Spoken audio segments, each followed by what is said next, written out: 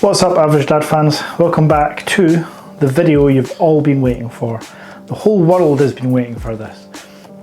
Well, anyway, maybe 2 or 3 of you have been waiting for it, but it's a comparison video. The Tag Connected 2020 or E3 versus the Tag Connected 2022 E4 model. What are the key differences? Which one should you ultimately opt to buy? And which one do I prefer?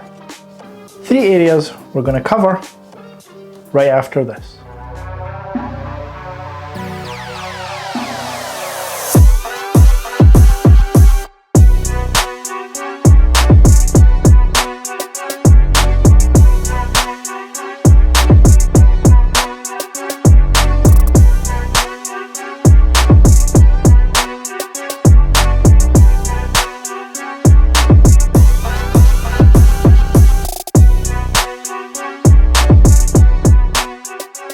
So first things first, straight off the bat, when choosing any tech product or any purchase really, you need to consider price.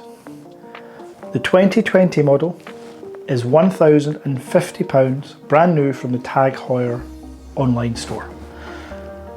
Yes, still a lot of money, but when you consider that the new 2022 model is over £1,700 on the Tag Heuer online store. There's a £700 difference, or roughly $1,000 difference between the 2 watches. If you go for the titanium variant like I did, you're £2,100 or close to $2,400. That's double, literally double the price for these watches. So price wise, is the E4 twice the watch that the E3 is? Let's get into it before I tell you. I think you might be able to guess though. Display. Both watches have the exact same 1.39 inch OLED display with 326 pixels per inch. What does that mean? Displays are stunning. What have I noticed? The screen somehow on the 2022 model appears bigger than the 2020 model. From now on, by the way, I'm just going to refer to them as E4 and E3. So the E4 screen seems bigger than the E3. I think this is due to the new design of the case, potentially. This is, believe it or not, a thicker case on the E4, purely to house the slightly larger battery, but the way the lugs have been designed in a much more sleek manner, it actually feels smaller on the wrist, and the titanium one is obviously lighter. But sticking with display, both stunning OLED displays, both have always on display, but the E4 one is slightly brighter, so in daylight conditions you will be able to read the E4 actually much better than you would the E3. The E3 in bright conditions does kind of struggle. I can try and show you here the differences between the always on displays. Hopefully that's picking up on camera for you okay, but the E4 much brighter. Next up, let's talk about that chip. The Snapdragon 4100 Plus processor is on the E4 and it's the 3100 on the E3. Now, when you're talking about smartwatches, it's not like you're comparing phones that have like a A15 iPhone chip versus a Snapdragon 8 Gen 1. They are having to process and fulfill way more tasks than your smartwatch. So the chip does make a difference with phones. What I'm trying to get is the chips between the E3 and the E4. As much as they're different and the E4's is better, it's almost negligible because you're not going to use your phone to the full potential, your watch, sorry, to the full potential of how you would use a phone. You're going to wear this watch day by day. You're going to tell the time, you're going to do some fitness, you're going to listen to some music with Bluetooth headphones, and you might reply to the odd message or two. That's what you use your watch for. You do not need a super high powered processor to do that. And for me, while the E4 does seem snappier in its transitions and animations and just general maneuvering through the OS, the E3 does exact same stuff with the exact same menus. And on that software wise, both phones are using Wear OS version 2. Heuer have promised that when Wear OS 3 is out, they will give that free update and free upgrade, which is great. But that carries across both the 2020 and the 2022. Wear OS wise, software, you're getting the same experience. And battery life is a bit of a different story, in that they are the same batteries, 430 milliamp hours in each watch, according to the website, which slightly confuses me because they have specifically highlighted that the watch is slightly thicker by, like, we're talking like points of millimeters to house a bigger battery, but the websites display 430 milliamp hours. Now, what I would say in real life, after nearly 2 weeks of using it, the E4 is far superior in battery life towards the E3. When I first bought the E3, and you can look back at on any of my previous videos on the connected watch, the E3 was not even lasting a day with activity. In fact, even without activity, if you had the always on display going, you would maybe get 12 hours out your watch. A software update did improve this to getting a full day without activity, but again, with an hour to 2 hours activity, you are not getting the full day on the E3. The E4 is actually lasting me 2 days now, even with some light activity, but the always on display, which again I've mentioned is brighter. I'm getting 2 days out of this. So battery life, while on paper looks the same, where the processor comes into it, that 4100, its major benefit is actually, its biggest benefit in a smartwatch for me is its efficiency. It's clearly more efficient, it's drawing more out of the 430 milliamp battery. Now on battery, this is very important to mention.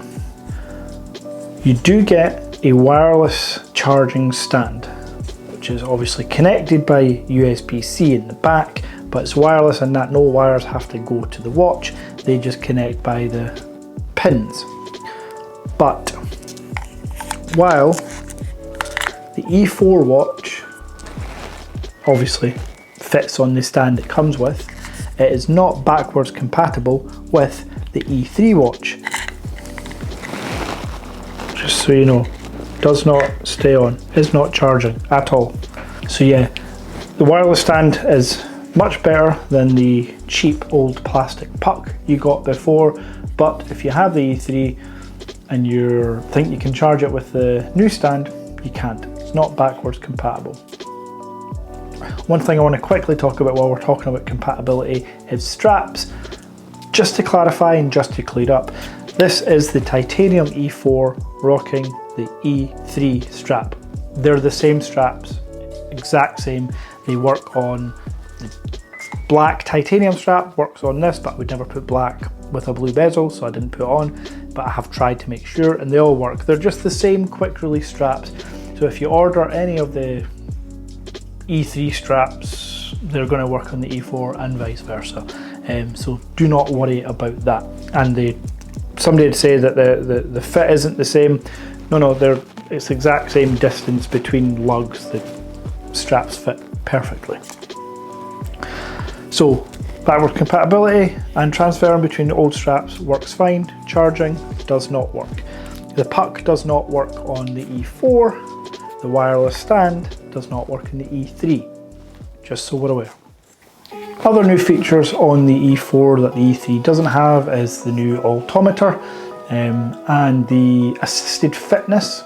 So essentially, pick a fitness app and it'll show you what to do, like press-ups or sit-ups, which is quite a cool feature. But if you use that too often, then your battery's going to drain quick. And for me, I don't need to look at my watch to know how to do a press-up. And if it's you, I would just look at a YouTube tutorial to look at how to do certain fitness techniques and not my watch. But I do like the gimmick, I'll call it. I do like it. It looks pretty cool when you see a guy doing a press-up on your watch. Watch faces, same across the board. The E3 is getting updated watch faces that are come with the E4, which are like those Riverside watch faces that you can see here. Those will be coming to the E3. In fact, by the time this video is uploaded, they may already be out. Both watches have Google Pay functionality, so you can pay with either watch, and both you can connect Bluetooth headphones to. The Bluetooth 5.0 and connectivity is better on the E4, and yeah, you still have to have your phone with you. This is one major flaw in the Tag Heuer connected lineup across the board. None of them have eSIMs. They all need tethered by Bluetooth to a phone. So if you're out for a run and you want to take a call, then you're going to need your phone, because you can't answer phone calls with, that's not true. You can answer phone calls with both of these watches, but you have to take the call on your phone. Bit of a pain in the backside when you've got a far cheaper Apple Watch cellular version that you can leave your phone in the house and take calls, surf the web, do whatever you want to do with the cellular variant using an eSIM. Whereas the Tag Heuer connected, you can't do that. Now for £2,000, I can expect to be able to take a call in a pinch. Not that I'll leave the house without a phone very often, but in those times where you're doing activity, it would be super handy if you could just take the watch and leave the phone in the house, but you can't do that. So for anybody asking, I've replied to comments as I always do, but just to clear up, there is no speaker on this phone. You cannot take a call. You do not get sounds or notifications through either of these watches. The vibration is changeable, it's pretty good. I've never really missed, especially a call. You never miss a call with the vibrate function on both phones, but there are no sounds, loudspeaker, nothing. Hopefully that clears that up. I guess the big question is, which one do I prefer? Well, I do like the small upgrades that have been made to the E4, and I do like the look of the titanium, but I don't quite like it enough to recommend that you should buy the titanium version for £2,100.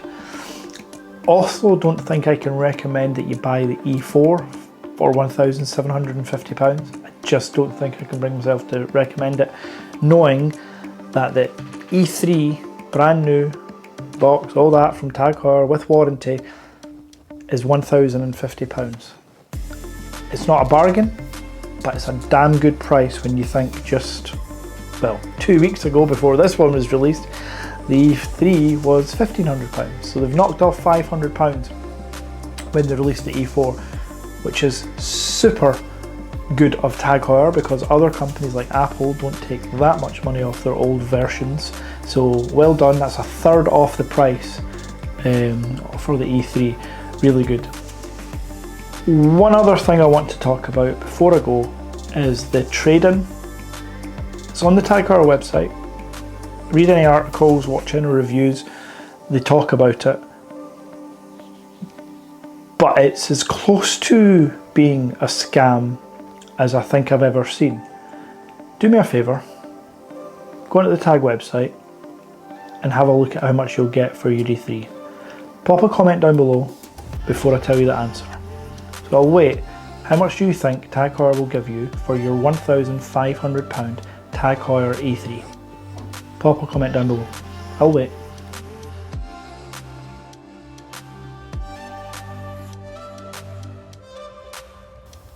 If you said £600, well done, you are way off. If you said £400, you're still off. Tag Heuer will give you roughly £300 for your £1,500 smartwatch. That's not a trade-in scheme. I'll tell you now, you can sell it privately on Gumtree, eBay, wherever, for way more than £300. In fact, if you're getting offered less than £700, don't take it, keep the watch. I think that's scam. I do. I think that's scandalous from Tag Heuer. Well done for moving the price down for the brand new watch, but to offer only £300 on trade-in, it's just ridiculous. On the flip side, Tag Heuer have committed to replacing the batteries. Doesn't say if they're going to do it for free. It does say they do have a battery replacement service. Because you have a smartwatch, because it's getting charged up every day, the battery will drain. Within a couple of years you'll notice. So Tag Heuer have said that they will do a battery replacement service. I haven't seen if it's free, so beware, it could cost a bit, but at least you have that option, because let's be honest, smartwatches, they have a shelf life. So as much as you can change parts and get new batteries, that's going to extend that shelf life somewhat. So that makes a difference. If you have any further questions about the watches, please let me know in the comments down below and I will reply as always. Thanks very much for watching, and again, I'm trying to get 2,000 subscribers before July, so if you like this content and want to see more on Tag Heuer connected or other tech products, hit that subscribe button. Till then, take care.